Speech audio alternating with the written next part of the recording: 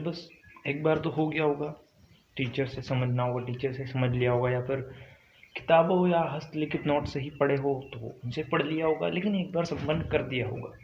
नहीं हुआ है या कुछ रह रहा है अभी, जो नए बिंदु जुड़े हैं उन्हें कैसे करना है, करेंगे ये भी बात थोड़ी देर बाद।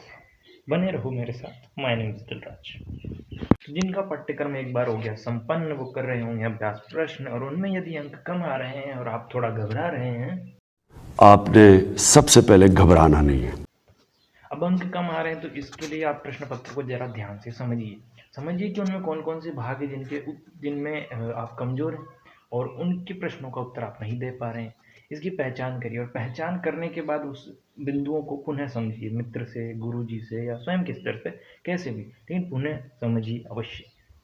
पुनः समझने के बाद पुनः अभ्यास प्रश्न करें, अपना स्तर जांचते रहें, और इस पूरी प्रक्रिया में एक बात ध्यान रखनी है कि आपको घबराना नहीं है। अब वार्ता करते हैं दूसरे बिंदु पर।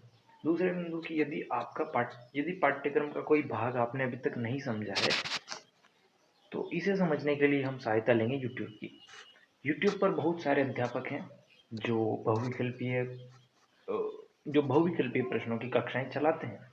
मैं भी इस भाग को यूट्यूब से ही समझना चाहूँगा, क्योंकि मेरा भी काफ़ी सारा पार्ट जो नए टॉपिक्स जुड़े हैं वो भी रह रहे हैं, मेरे नए टॉपिक्स जो जुड़े वो भी मैंने नहीं पढ़े अभी तक, और ईवीएस वाले पार्ट में भी अभी तक मैं ऊपर से मानूँ तो अभी 20 प्रश्न का मैटर है जो मैंने अभी तक बिल्कुल भी नहीं पढ़ा है। तो वो सब पढ़ने के लिए हम यूट्यूब की सहायता लेंगे। और तृतीय बिंदु इस वार्ता का कि पुराने प्रश्न पत्र करें या अभ्यास प्रश्न पत्र। तो यदि आपने पूरा संपूर्ण पाठ्यक्रम एक बार समझ लिया है, इसका मतलब आपने थोड़े बहुत पुराने प्रश्न पत्र किए ही होंगे। नहीं भी किए तो कोई फर्क नहीं पड़ता, लेकिन आपको 2017, 2021 और 2022 के प्रश्न पत्र अवश्य करने हैं। ठीक है, इनको करना बहुत ज़रूरी है, और इनमें आपको लाने हैं कम से कम 100 प्लस नंबर। 100 से नीचे 95 प्लस तक ठीक है, लेकिन अगर आप इसमें 90 से भी कम जा रहे हो तो आपकी तैयारी कम है। लेकिन घबराना तो कभी है ही नहीं, कुछ भी हो, लेकिन 100 से ऊपर नंबर लाने की ट्राई करना है। प्रश्न और उत्तर मिलाने के बाद आपको फिर से चेक करना है कि कौन कौन से प्रश्न रहे हैं जिनमें आप गलत हुए हैं, जो आप नहीं कर पाए। वो एक ही बिंदु से अगर आ रहे हैं, जैसे कि बुद्धि, अधिगम या बाल विकास, मतलब किसी एक ही बिंदु के क्वेश्चन जब आप गलत कर रहे हो बार बार, तो उनको दोबारा समझना ज़रूरी है, उस पूरे भाग को दोबारा समझना ज़रूरी है। अभ्यास प्रश्न पत्र अगर आप कर रहे हैं तो 90 से ऊपर अंक लाना तो अच्छी बात है। 100 से ऊपर आ रहे हैं तो फिर तो मतलब मस्त मौला मस्त, मतलब अंदर हो जाओ।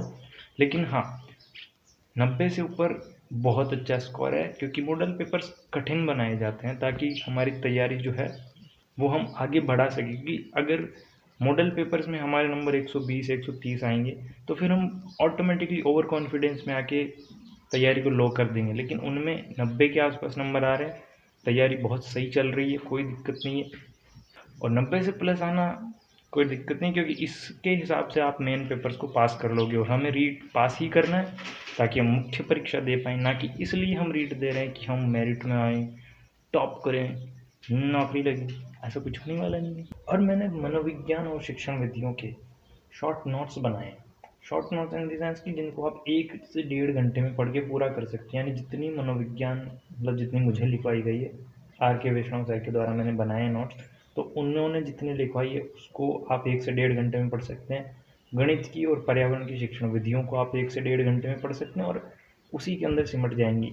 भाषा की बात अलग हो जाती है, लेकिन उसी में पर्यावरण वाली भी सिमट जाती हैं। तो उनसे क्या होगा, तथ्यात्मक जो प्रश्न बनेंगे ना, फैक्चुअल क्वेश्चन, उनके लिए ध्यान में रखते हुए मैंने बनाई है। जैसे कि परिभाषा किसने दी, इन्होंने इसके कितने क्या गुण बताए, वो सब उस तरह के क्वेश्चंस के लिए मैंने शॉर्ट नोट्स बनाए। क्योंकि जो थ्योरीज हैं उनके तो समझना ही पड़ेगा, उनको तो आप छोटा लिख के याद कर लो, उससे कुछ फ़ायदा होने वाला है नहीं।